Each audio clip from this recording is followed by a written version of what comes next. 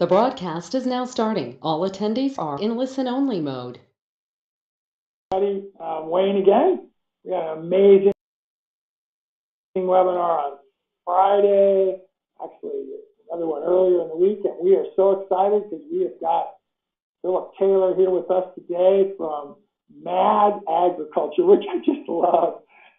Every time I see it, I keep thinking of it's a mad world, or Mad Magazine, which you're not old enough to at all remember, but maybe you've heard of it. I remember Mad.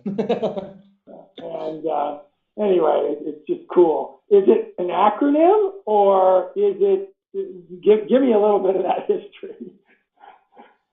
Yeah, Mad Agriculture was inspired by a set of poems that one of kind of the U.S. great agrarians, Wendell Berry, wrote in the 70s and 80s, called the Mad Farmer Poems.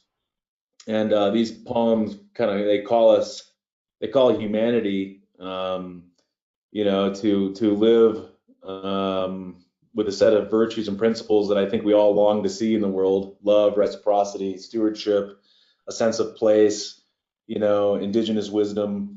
And those poems have spoken to me more than once in the arc of my life. And when I was leaving academia, which maybe we'll get into later, I came back to my roots and those poems, and that was the inspiration for Mad Agriculture. Cool.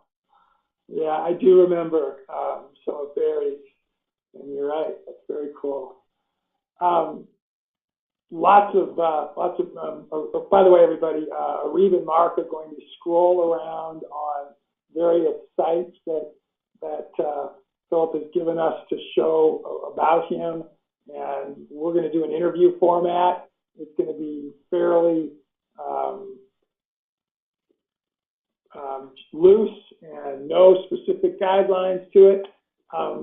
If you guys have questions, and please ask some, put them in kind of as they come up, and Mark and Reeve will be specifically looking for them. Philip and I will just be able to concentrate on our talking together and maybe looking at the screen and seeing what's up there, and that can get some thoughts into both of our minds as we talk with each other.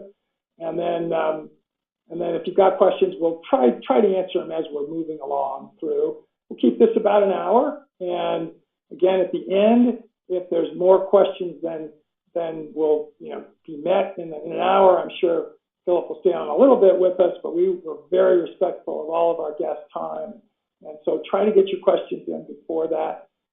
And there's no bad question. Everything you might ask could be good, so we appreciate that.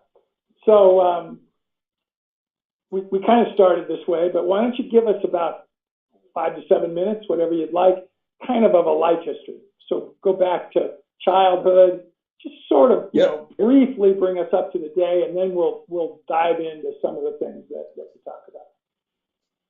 Yeah, great. I love that question. I think our lineages, our story, where we come from matters just a huge degree to how we see the world, and either consciously or unconsciously act in the world. And a lot of that, the life story is as much about learning as it is unlearning.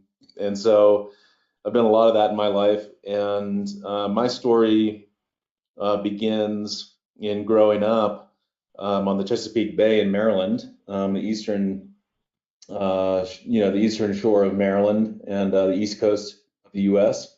My family we lived in a farming community. It was a rural part between Baltimore and Washington, D.C. and Philadelphia. And my grandfather and my grandmother were a doctor and nurse who delivered thousands of farm babies, and were just highly dedicated to service to humanity and the earth, and really, really wonderful upbringing. My parents also just really invested in their local community, also in medicine.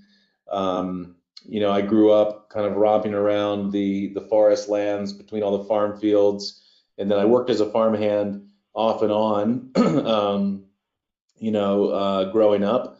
I grew up conservative Christian, pretty fundamentalist, and have since left all of that or expanded beyond it. But it really gave me a deep sense of the sort of the left and the right pieces of our political spectrum here in the U.S. And we can come back to that piece of my story because it's significant, I think, in the way that we work. But I thought I was going to go to college and follow my grandfather and my dad's footsteps. Went to Eastern University. College for me was just a wonderful kind of existential explosion of my consciousness, of my heart, my soul, my mind. Met some really wonderful professors and people. Grew an enormous amount, and decided to follow what I really wanted to do, which was to live in service of the earth and the ecosystems and the animals and the land that have been so severely degraded and hurt through, I think one of the major paradigms of our age, which is the extractive colonial paradigm that I still find myself unwinding out of every day of my life.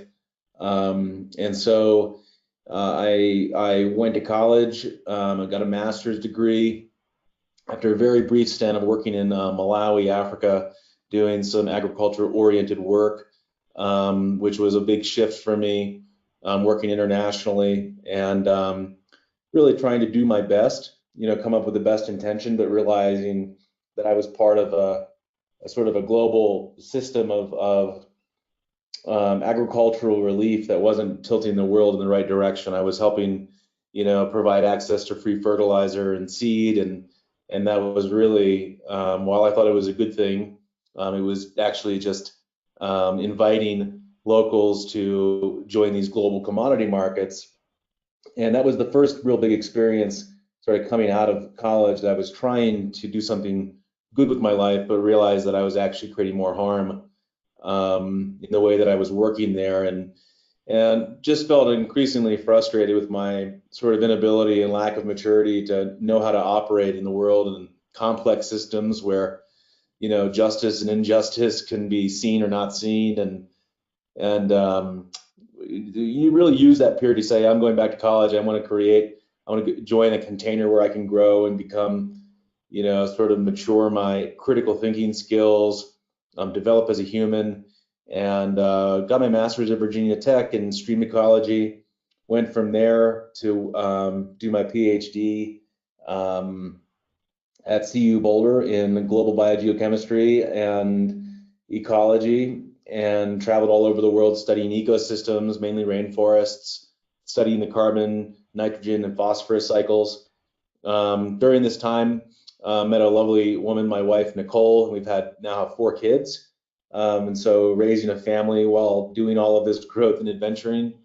And after CU Boulder, I worked briefly at Duke and Stanford on several different projects, and really, really awesome colleagues, tremendous time in my life, but was increasingly frustrated with the lack of ability to put my ideas into action.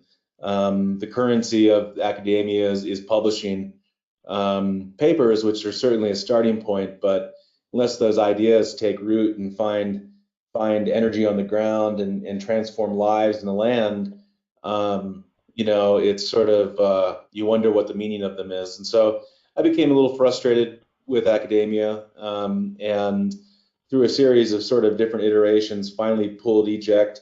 And 3-4 years ago, really had a real inward time of my life, really doing a lot of soul searching, trying to figure out, after 35 years of, putting my heart and my soul into the world and the work, what was next? And so at that time, I went back to sort of some foundational works that had shaped me early on in life, including Wendell Berry's Unsettling of America and his Mad Farmer poems.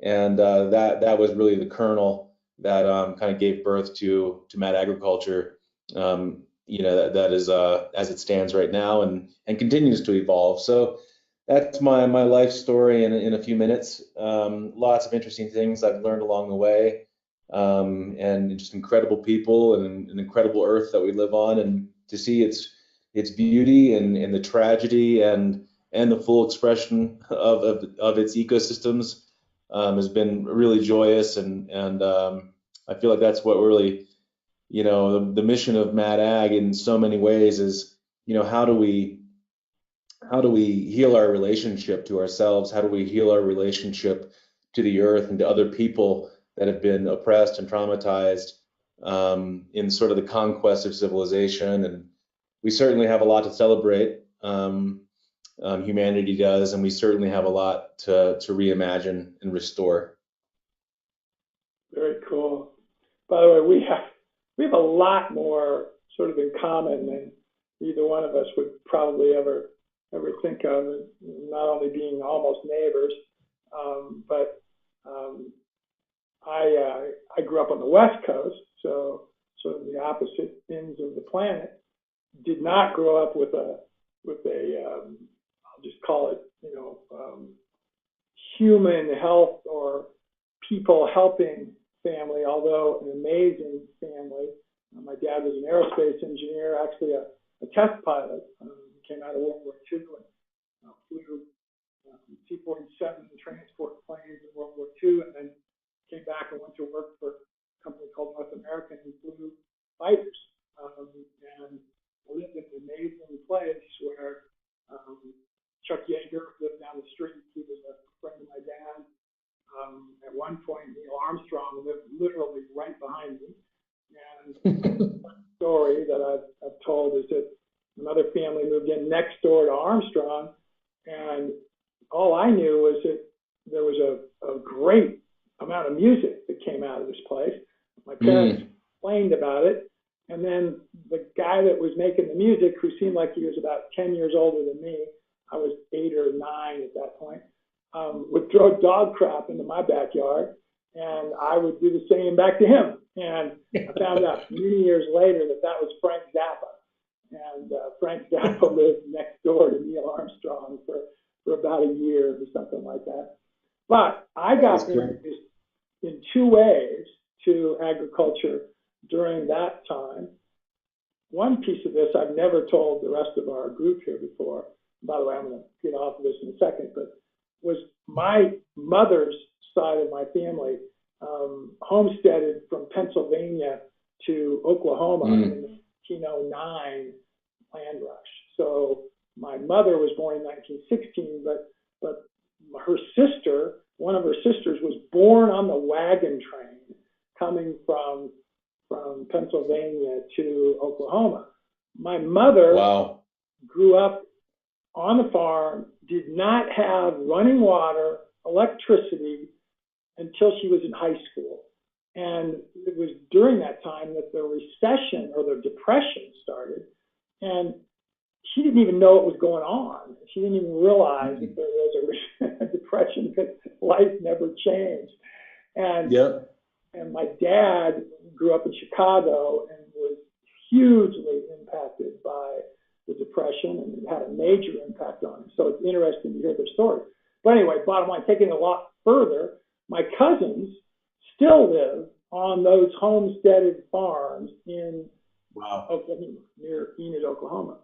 And I was able to spend time with them in my young, 8 years to 15-year-old time frame, and saw them go from community farming to industrial farming. It was during that time frame that occurred.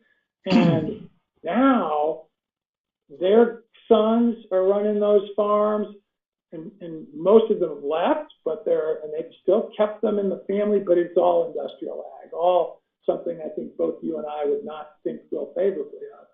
And I've seen that happen. And I haven't stayed as close to my cousins as I really would like, and it's not because I don't agree with the way they're farming, and we don't have any personality issues really, but honestly, you sort of aren't attracted to something that you don't like being around. So I haven't done that.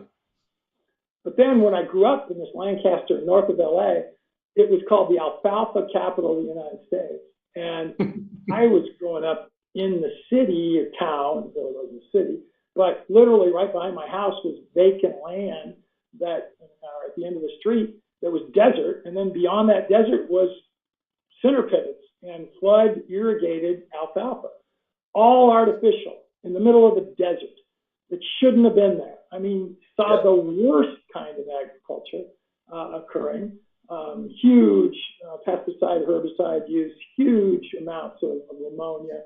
And my friends' parents laughing when I got into my early teens when I asked, are you going to, your son's going to inherit these farms? And they said, there won't be farms here by the time our sons are ready to inherit them.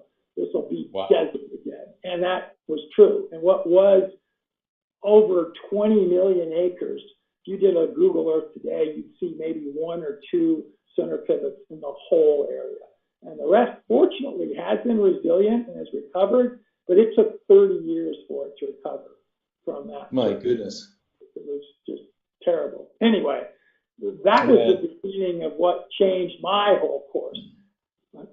I have a master's and a PhD in aquatic ecology, and specifically PhD work up in Idaho with an amazing mentor. And a lot of my work was on big streams, so river ecology. Who did you work with? Run-of-the-river reservoirs. Actually, the Snake River system, which had been dammed up. Unfortunately, now it looks like they might be taking those dams out, and possibly. And I did work on the benthic ecology, the bottom organisms. But it's been a little bit like you, went right into academia, and also just it wasn't right, and just didn't want to be there, and ended up leaving that. Long story there, but and I've lived rurally though for over 40 years. So that after I got out of college, really at my undergraduate, which was at UC Irvine. That was my last real time at any place urban. I moved to Moscow, Idaho, which is very rural. Lived on 7 acres, about 15 miles from the college, off the grid, in a little shack with my wife and baby. I have 4 kids. Wow. And again, there's similarities there. What else? There was one other thing that hit that was real. Grew up not fundamentalist Christian, but denominational, maybe even a little bit the opposite way, to where it was just going to church, no other fellowship or community with the people involved. My parents went Sunday after Sunday after Sunday. I went to a private school for my first 2 years, first grade and second grade, which actually got combined because I was bored by it all. And then after that to public school. And similar sort of circumstance. We'll have a lot to talk about that probably off air, but anyway, but we'll talk a little bit of it here. I want to get your thoughts because you even asked about it, but we'll share some of that later. And I live on an amazing sort of sustainable regenerative farm circumstance now, and have for 14, 15 years now here in northern Colorado. So, awesome. Anyway, very cool. And we can't be everybody. We are not more than 20 miles driving apart. Probably only 10. Well, in car, you're on the south side. We're probably 20 actually point to point, and 35, 40 minutes driving. Yep. So, yeah, pretty crazy. Yeah. Very so let's go to just because it was laid in it. Let's go to the spirituality side. And by the way, I can't read it all, but you've got something really cool behind you in the window that says M. Oh yeah, this is our logo. Mad. Okay, Mad Ag. All right. Got it. Going out. Real cool. Yeah. And so tell us about that spiritual journey that you've been on. Man, so good. As I was saying, I grew up fundamentalist, conservative Christian, and really enjoyed a lot of aspects of it. The tightness of the community, the sense of camaraderie, the sense of living for something beyond myself, something larger, and in that version was eternal life, and one of the convenient things about conservative religions is that it takes a lot of the uncertainty of life out of the equation. So you're no longer asking the big questions anymore, like, is there a God? Why am I here? What is my meaning? All those things are sort of answered. They're baked into the structure, into what's been developed. And so, when you live life without that uncertainty, it really you can feel empowered to sort of go for it. And I think that's the sort of like missions oriented nature of like evangelical, of conversion and proselytizing, comes from a place that is usually really well intentioned, of like, wow, we have found it, and the rest of the world needs to know the good news. I grew up believing that for a long time, and it came with a lot of judgment. I looked at people and other religions, or people that didn't believe in religion, and did hold a lot of judgment. And as I got to college, I started meeting folks when I was in Philadelphia that were just wonderful, good people, and not conservative Christians. And so it really, my experience, the thing that grew up with was the basis of all kind of fundamentalism is that, if everyone in the world believed what I believed, the world would be a better place. And I think most people actually think that that's true. That's the kernel, though, of fundamentalism in my mind, and it creates an enormous amount of conflict. And so rather than truly leaning into the power of diversity and honoring freedom of religion, the freedom of worship, the freedom of different beliefs, and that expression is a much, much harder reality to negotiate those differences and oftentimes live with them. And when I got to college, I found myself in just, many, many, many, many days and nights of armchair philosophy, talking with people that were unlike me in so many ways, from a demographic, an age, religious, a sex, or any profile. And I was like, my goodness, it challenged my belief, my very fundamental belief that I had special insight into truth and that I knew how the world worked. And once that started to erode, it really, really eroded. I used to basically, when I was in, I don't know, early 20s, host these large gatherings called Gathering for Dialogue. I would assign like 100 pages of reading, and then I would have Muslims and atheists and Quakers and conservative Christians and agnostics and Taoists and transcendentalists all pack into my apartment in Philadelphia, and then we would just philosophically kind of duke it out, until 2, 3, 4 in the morning. And then we would do this once every 2 weeks. And during that time period, all the religious upbringing that I had sort of unraveled into a big sort of sea of uncertainty and unknown. And the salve for me at the time was analytical thinking and rationality and science. And I really leaned heavy into science as a way of knowing truth and ascertaining the way the world worked. And spent the better part of 15 years in academia pursuing that. However, during that period, I also somewhat unknowingly, and my wife actually kind of knew the whole time, I was definitely losing some of my moorings around, the stuff that happens outside of what you can measure. I was a rainforest ecologist I guess I still am technically, but I spent a lot of time in the rainforests. And Alexander von Humboldt, the great kind of science adventurer, said it really well. He said, the thing that keeps me coming back to the rainforest is something that I can never measure. And when I read that years later, in the heart of kind of my postdoc at Stanford, I was like, wow, I've been feeding and nurturing one part of my being, but not the other parts of my being. And so the last several years, I've been taking a pretty wonderful plunge into story and mythology, and my wife has been playing in that terrain for a long time, in sort of the Jungian psychology and Yeah, that's been sort of where I've been evolving my spiritual learnings over the last 4 or 5 years.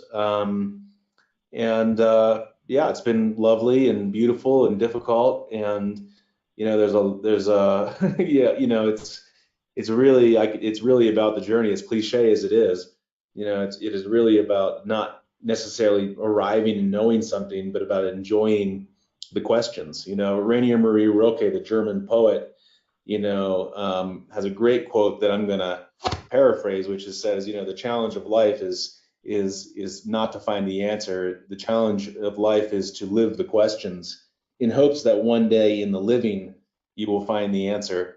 And so I think that that's really where I am in my journey, and it creates a very more, I'd say, expansive and open approach to things that tries to receive as much as possible without being judgmental, and yet living confidently from a place of I think gratitude and I don't know, a longing and striving for communal well-being. I think that's sort of my North Star. Cool. That's it. Awesome. Well, we will definitely just have some fun discussions about our beliefs here and our views and our journey, because it really is. Life is a journey, and Yep. sometime in the future.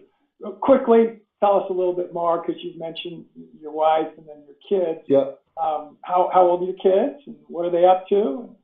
Yep. So I have 4 kids, 3 boys and a girl. Thatcher is 15, Hudson's 13, Ada is 11, and then Shepherd is 6. And Wow. yeah. You are right in the middle of it. Oh yeah, right in the middle of it. Definitely, it's thick and fun, and we yeah, I mean, parenthood is the largest mirror you can hold up to yourself, and it's been just an accelerator of my growth. And yeah, they're all really happy, healthy kids. Very conscious of the way the world is moving and grooving, and yeah, really proud of them. And COVID has been weird, and Zoom schools, and online communities, and it's tested my patience and theirs as well, just for the amount of time that we live in the digital sphere. But I've been pleasantly surprised with yeah, how well they're doing despite all things. Awesome. I see several questions here, and all of them are great questions. We're going to get to them. I just want to just unpeel a little bit more of Philip's life and business here now. So my kids are all grown and have 7 grandkids, but it's still, yeah, you have a cool journey ahead. There's going to be challenges. And I have the opposite. I have 3 girls and a boy. So, and the boy's the oldest, so we're best friends and have been for a long time, and that's cool. All of them were local until about the last 4 years, where now they've moved around a little bit. You have that to look forward to down the road for you. Yeah. Tell us, now let's go into Mad Agriculture a little bit. Yeah. How it looks like you do a lot of consulting. I saw that on pages. So is it? Yep. And I see grain farming here. I see. I Yep. don't see much rainforest such. So it looks like you're doing stuff domestically. So tell us a little more about your business now. What does Mad Agriculture do specifically? Yeah, I mean, we are really in service of helping farmers develop regenerative farming operations, and helping those farmers find the power and the spirit, the inspiration, and the resources to put those regenerative farm ideals and visions into action. We have a sort of a 3-step process in working with farmers. We tend to work with farmers that are hungry to change and ready to go for it. We like working with leaders that are putting skin in the game and going for it. It's sort of a push model versus a pull. We don't like dragging people into the new reality. It's more, how do we support the leaders and help them find traction and legs in life. And so we work with farmers, and after a pretty quick So, that sort of trust building zone of going, okay, what are our shared values? What are our shared visions? We go from that space of kind of equal footing into a co-creative mode of asking, what does their farm need in order to find its best next step forward? And we bring a couple different frameworks into play, from holistic management and some of Alan Savory's work and Holistic Management International. We also bring in another framework called the Scale of Permanence. And for us, frameworks are ways to sort of guide the uncovering of the potential of the farm and the farmer. A real big piece of how we work is trying very hard not to tell anyone what to do. It's actually about illuminating what is possible within the individual. So it's a theory of change, which I think at its core it lies in the belief that the potential to transform the world lies within the unrealized potential of every human.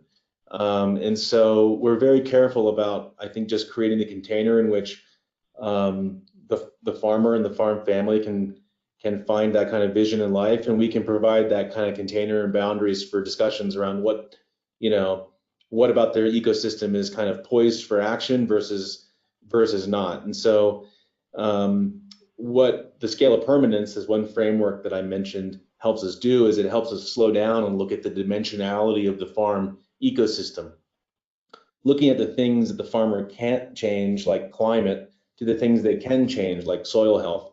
And we look at the multiple dimensions of a farm, looking at where their strengths and weaknesses, and then we say, what is this family of decision makers, what does the resource base allow for movement in those zones? And so that kind of design process ends up being quite a bit of fun, and it can take a matter of an hour or two, and then on some more complicated projects it can take a year. And then after we do that design process with farmers, we have what we consider kind of three main relationships between the farm and the world at large that really have to come into play for that farm to find, to be activated, so to speak. And those three relationships are: who is the farmer and the farm's community of change or community of practice? Who you surround yourself with is who you become. And so how you nurture your imagination and your knowledge is really, really important, so that, and who you share your life's experience with is a big deal. And so that kind of community of practice is one that we work on kind of nurturing for farmers. The second is where does money come from? Many farmers have an annual operating note at the least from a bank. And so we work on new types and forms of financing for farmers that want to transition to regenerative and organic systems. Then the last relationship is, what is the relationship between your farm and your market? We work very hard to decommodify the crops and the products that our farmers spend their life and their blood, sweat, and tears growing and working with to steward the land and sell and make money. And so that's kind of the full system that Mad Ag works with. That structure I walked you through of like farm vision to the farm plan to the relationship between community, capital, and markets is a framework that really structures our team and our programs, and it also structures the way that we work with farmers to really activate their version and vision for regenerative ag. Awesome. Obviously, we can go into a lot more detail. A lot of those. That's a good lead into a question that I'm going to say it's either Dina or Dinah. I apologize if I stated it wrong, but I'm going to go to your question here. You actually have a couple of them, but let's catch the first one. Dina says, I am following Regen Ag, and obviously that's a formal entity, Regen Ag, and a philosophy. Values, pilot projects, adoption by the USDA, state governments, communities. I want to learn how Regen Ag defines appropriate intermediate technologies. How how to de-incentivize farm consolidation. What are the criteria for regen contact? So a lot of a comment there, and then the last is the question. What are criteria for regen contact? Ooh, man, that is a tough one. Great question. Yeah, I mean, I go back and forth on this. It's usually context dependent a bit. You know, for me, a regenerative action is anything that restores relationship, whether it's with yourself or with others or the land. And so I tend to take a pretty broad definition of regenerative because I think it does have the power to welcome all and be available to all. And so for me, the on-ramp into a new paradigm needs to be really long and extend so that folks, no matter where they are on their journey, can feel the opportunity and ability to take steps toward that very basic and important step of doing the right thing. At the same time, you know, in the world of marketing and greenwashing and all of that, you know, it becomes more challenging if you're saying I'm regenerative and they're not, and you're drawing a line in the sand because you need to in order to find market value or because you're doing things that other folks aren't doing. I think this is where it gets more tricky. And we're seeing just an enormous amount of debate about what that means. And, you know, when it comes to certifications and kind of standards, we are most closely allied with the real organic movement as well as the regenerative organic certification that sort of stacks on as an additional to the USDA organic. I mean, again, certifications and standards have plenty of issues to talk about and debate about, but at the end of the day, we sort of take those concerns in stride and commit to at least the regenerative organic certification is the one that we tend to promote the most, because we need to have a standard or a certification in order to build at least some semblance of transparency and trust between the consumer and the supply system that it was sourced from. So, you know, I think that I do think that there are, you know, folks that are doing regenerative work and still using chemicals, but we tend, you know, to let them sort of define it as they want, and not get too much in the thick of sort of carving out this is good, this is bad, you know, and doing that. It's too much in the weeds. I'd rather create a movement where everyone can participate and then use those standards, you know, when and where appropriate. Here's an interesting one. I'm going to ask mine first, and then Dina, you've got a great second half to your question that I'm going to ask right after Philip addresses what I'm going to ask. And this is on the market side. And obviously, everybody, if Marie went back to the slide he had up where it showed some big terminal kind of location, that really is the outcome and where a lot of product goes to market in the typical industrial ag side. And I spent a good portion of the middle part of the early part of my business life in Minnesota and South Dakota, and I was doing restorative, regenerative type farming, but most of my neighbors and friends and whatever were real typical non-regenerative type farmers. And the area they were the most steeped in, or the most tied to, was marketing. And really, the reality is there wasn't any. The standard answer was, why do you just take your grain down to the elevator? Yeah. Well, that's what my granddad did. That's what my dad did. Why wouldn't I do the same thing? And, well, maybe you could make more money doing something else.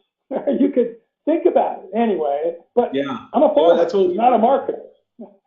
So, I mean, that's what, if you go back to that infrastructure, Reed, that's actually Grain Place Foods in Marquette, Nebraska. And it's probably one of the most exciting places where folks, this is not a grain elevator. I mean, it is a grain elevator in the sense that there's an elevator there that moves grain, but it doesn't operate by the pricing systems of commodities, the Chicago Board of Trade. This is an important intermediary between staple crop farmers and brands that that want to buy food at premiums, pay fair value for farmers that are also doing well by the land. And so this guy, Dave Vedder, who built out Grain Place Foods in Marquette, Nebraska, has become a very, very important, it's almost like an hourglass, like the skinniest point of an hourglass, where you have all these, consumers up here wanting values aligned food like wheat and, edible dry beans and lentils and gluten-free flour, or whatever it might be. And then you have all these farmers who have no idea how to access that market. And Grain Place Foods has been one of the most important conduits in the middle of the country to really bring that kind of supply shed together and then get it back out to a lot of these kind of value aligned food brands. But you're totally right. I mean, every farmer we work with sells to the elevator. And it's largely not because they won't grow something else. It's that they I think are isolated and so remote from other market opportunities that they're very challenging to even think about how to create. Farmers are often good at farming. They're not good at being evangelicals, so to speak, for their crops. When you live in South Dakota, it's hard to drive to Chicago to figure out where to move a couple semis of beans, right? And so it gets really challenging. That's actually what we work on a lot for our farmers, or with our farmers, is how do we stitch together those supply sheds, find those value aligned buyers, and it's a lot of work, because agriculture is so consolidated, yeah, it's part of the fun and part of the challenge.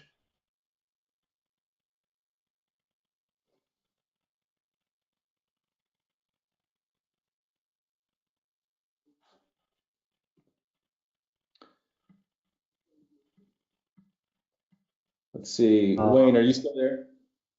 I think we You have know what? lost. Yeah, I was muted. I thank you, Mark. I muted because right outside my studio door here, my two retrievers were wrestling, and it was a little bit of noise. I didn't want to have that be overcome. No worries. What I said that you didn't get was that picture so perfect, because if you don't know the story, it just looks like the typical commoditization elevator circumstance. I have a slide that I show related to contamination, air contamination, where it's a picture of it's actually a sugar mill, and there are 5 smokestacks, and there's fumes coming out of 3 of the 5, and 2 of them you can just barely look at the air and see that it's got, that it's just not the same as the clear sky that's behind it.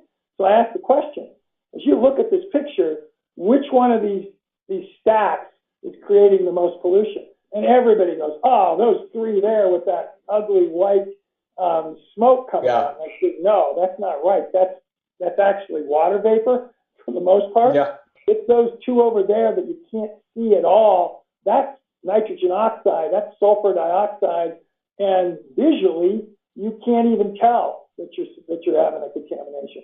That, as you know, from stream ecology, the worst things you ever have in water systems is what you don't smell, see, or somehow consume. It's those small quantities, and it could be pesticides or herbicides or metals or all kinds of other ugliness, and you would never know they're there.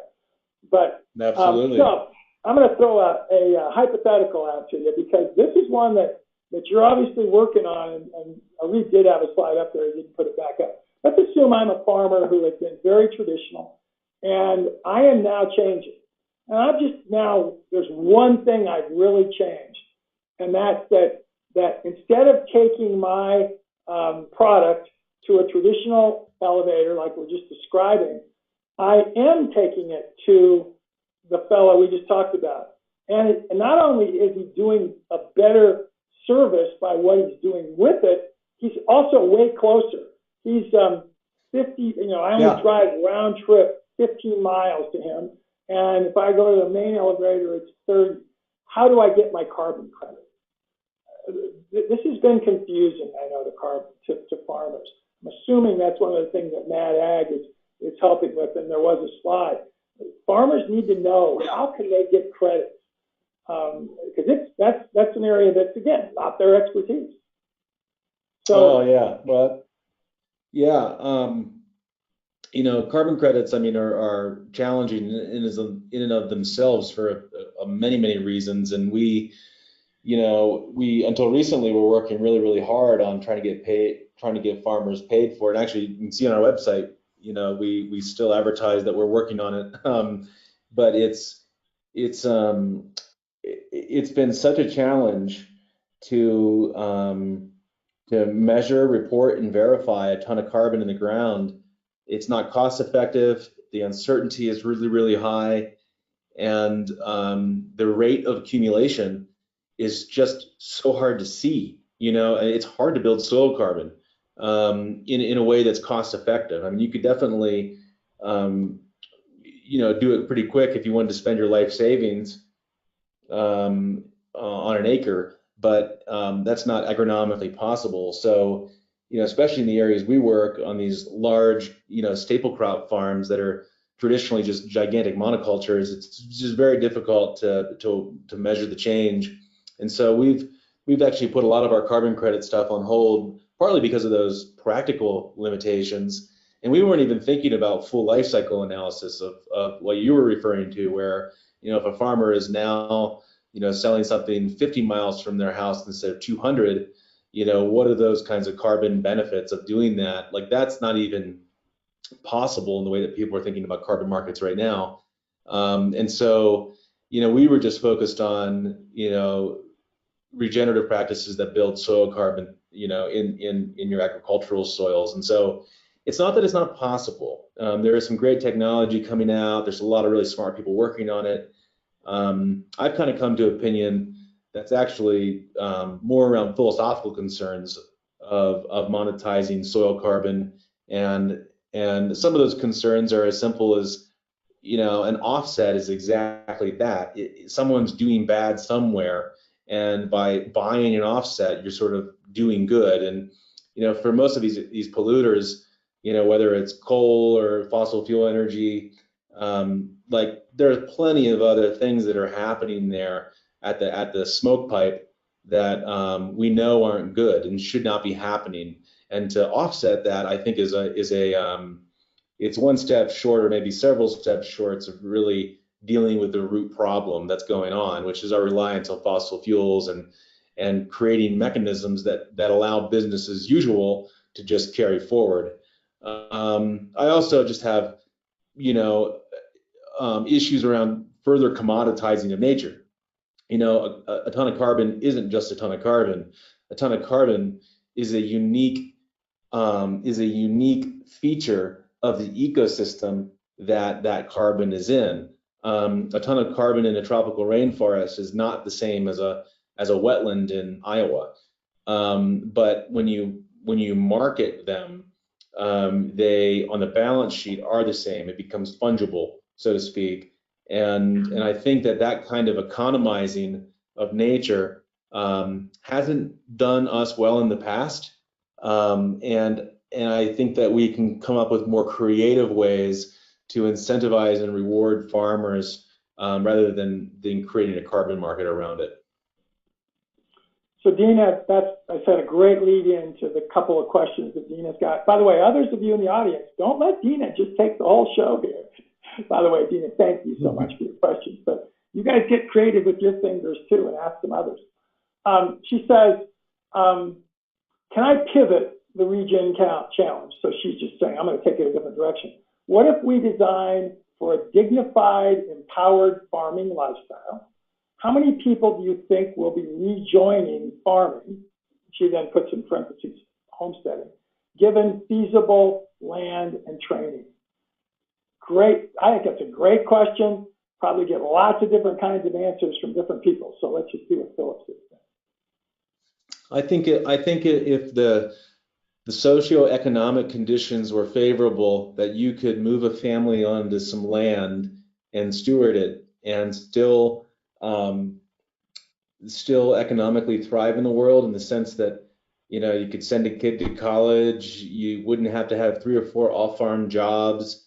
I think that there would actually be a huge back to the land movement, um, if there was the socioeconomic and cultural conditions for that to happen. There are some significant barriers to that, obviously.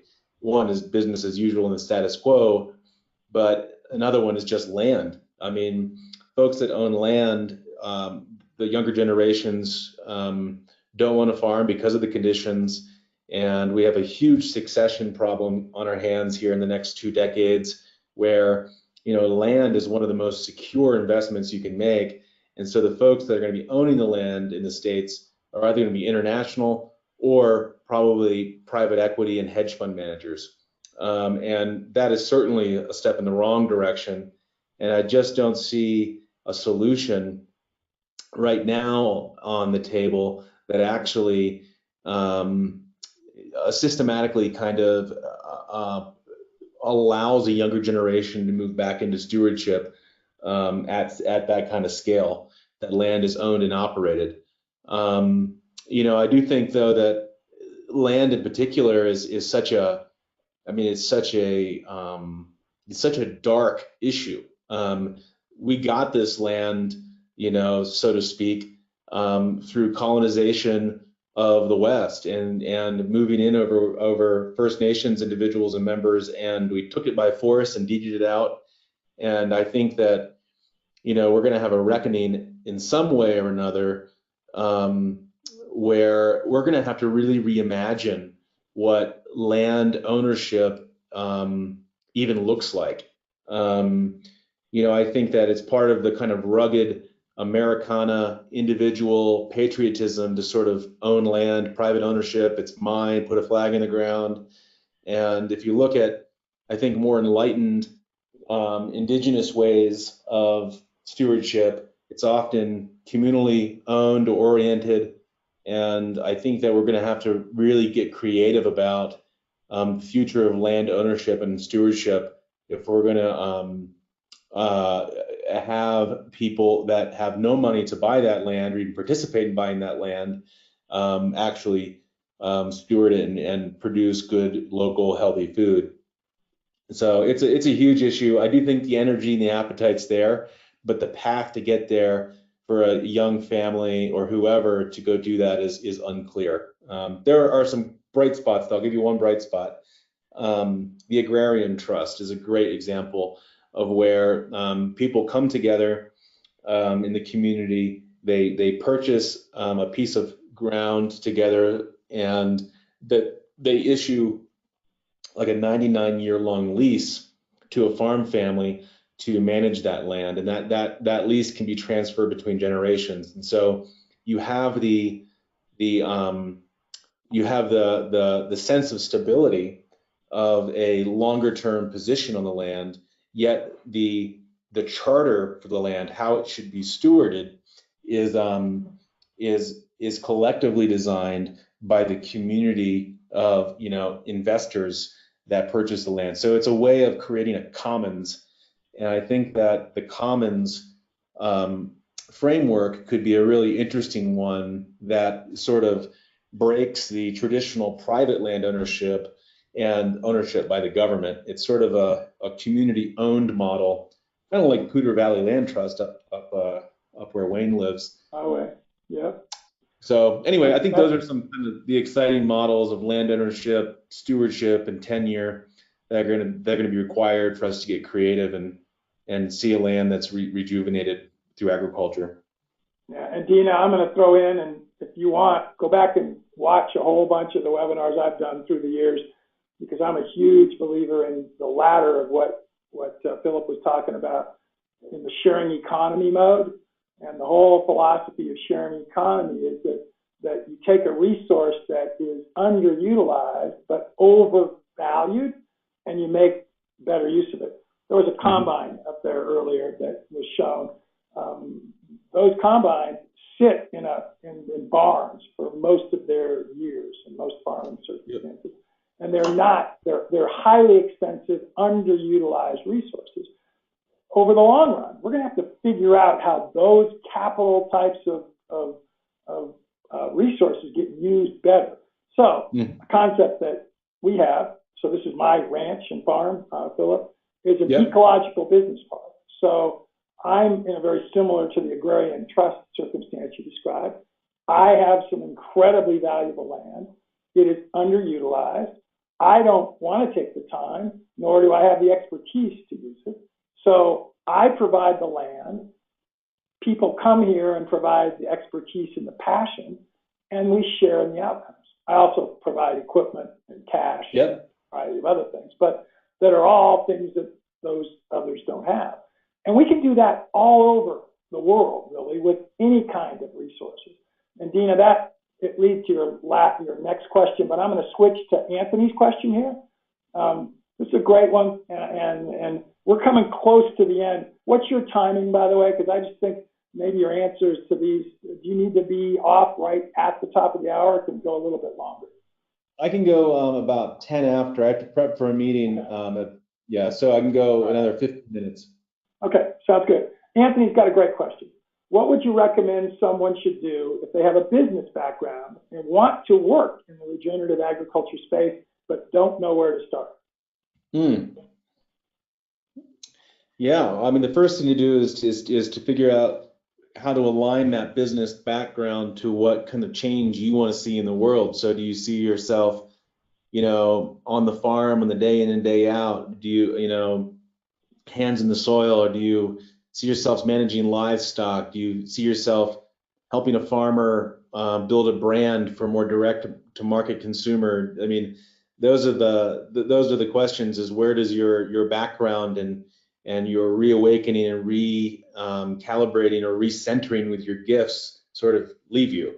So the first step is inner work, I would suggest, and then the second step is start developing a community around it. Find and surround yourself with like-minded people that are also putting their hearts and souls toward that direction.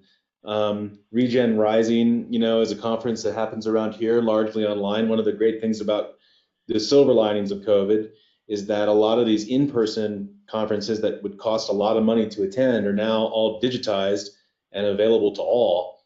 And so look for those conferences and attend them. And they have breakout rooms, where you get to meet people and network. And for me, almost all of my success and traction has come through trust and building great relationships. And so I would just put a strong emphasis on, build friends in the movement, and your path will unfold, no doubt. And also, I'll say this, and I think it's implied with what Philip was just saying. Go intern somewhere and get your hands on if you're not sure what it is you might want to be doing. And then one of the things you're going to find, and this is going to sound a little bit negative, is farming in any way, I don't care what it is frankly harder work than most people ever want to admit that it is. And I'm talking both physically, emotionally, all of this. It is. And it also, especially with animals, is 365, 24/7, potentially 365. And so don't make some huge commitment until you're willing to go out and see just what it is that you like. And boy, community is huge, because in that interning sort of role, you'll be in a community. By the way, I don't know of hardly any farmer who would not turn down someone showing up at their doorstep and saying, you know what, I'd love to help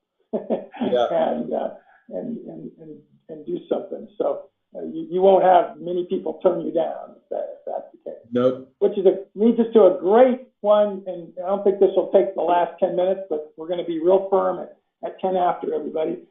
Dina, this is now your kind of comment, and then it leads to a comment, sort of a question.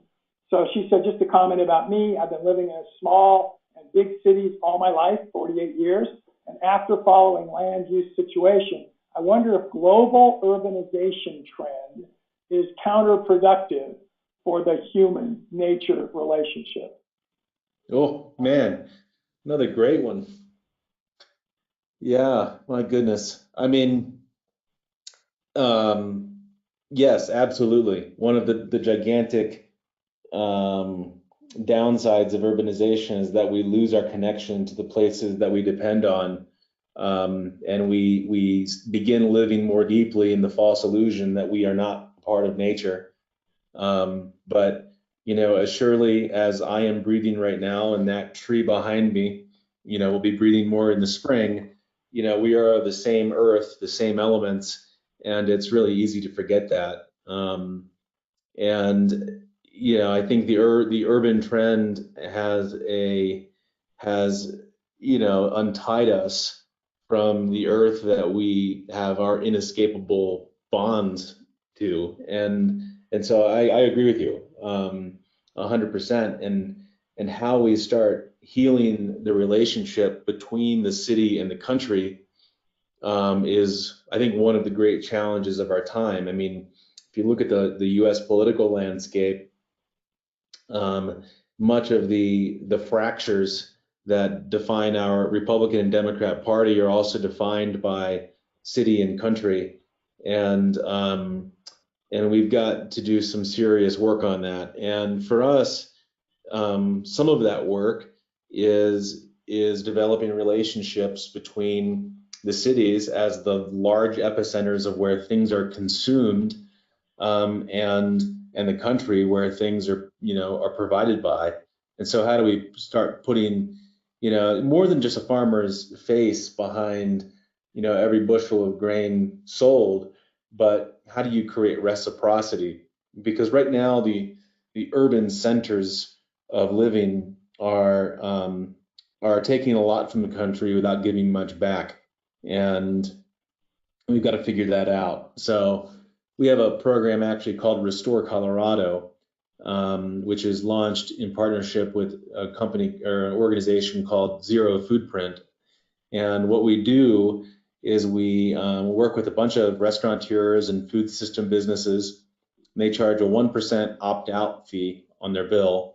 And that 1% fee goes into a bank account, and then it becomes a fund that farmers can tap into to try regenerative practices that they haven't tried before. And so it's a way of the city and where all the consumption is happening to build up wealth that can then flow back into the hands that need it most.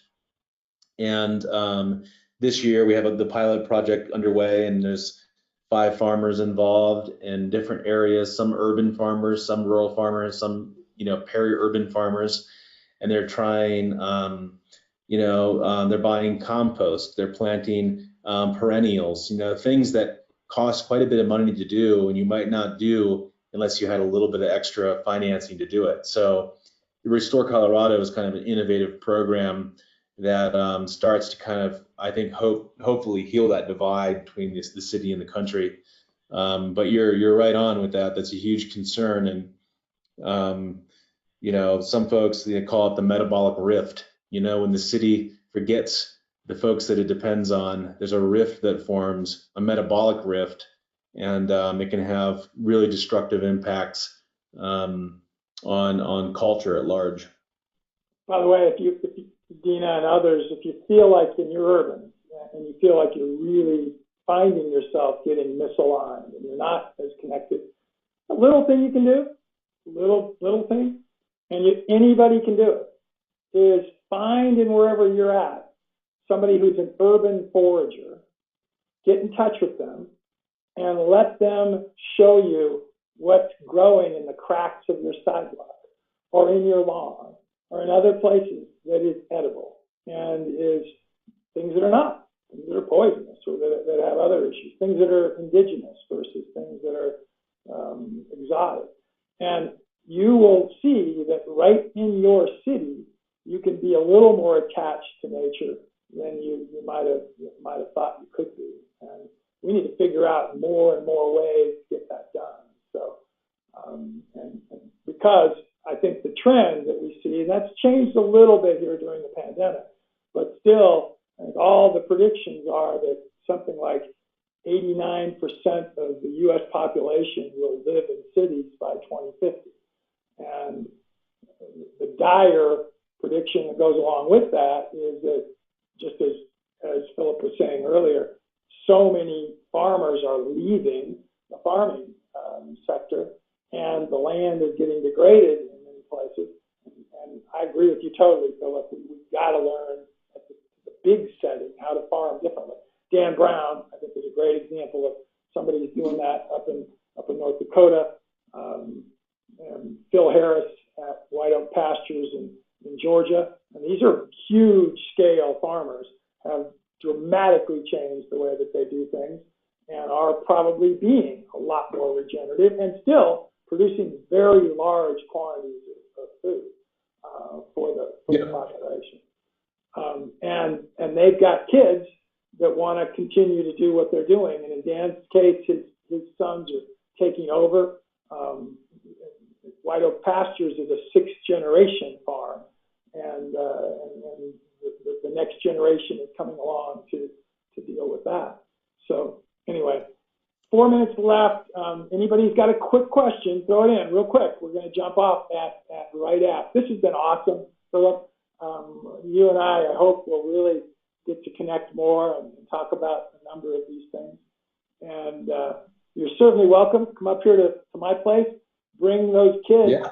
I have 22 ponds, and one of them has 11,000 smallmouth bass in it. And you're going, how does he know 11,000? Well, we survey them every December, and using electroshocking, which is something that you probably know of.